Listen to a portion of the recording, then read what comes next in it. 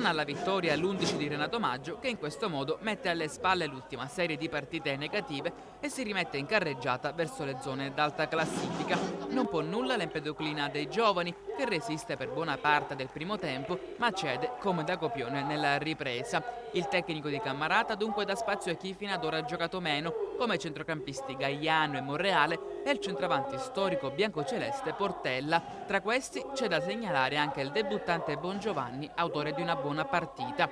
Per la cronaca apre le marcature il bomber Di Franco, che supera Mella con un pallonetto alla perfezione.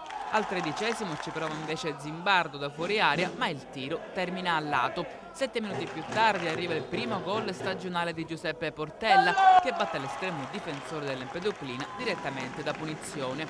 È un monologo del Camarat, l'Empedoclina si fa pericolosa solamente da calcio d'angolo.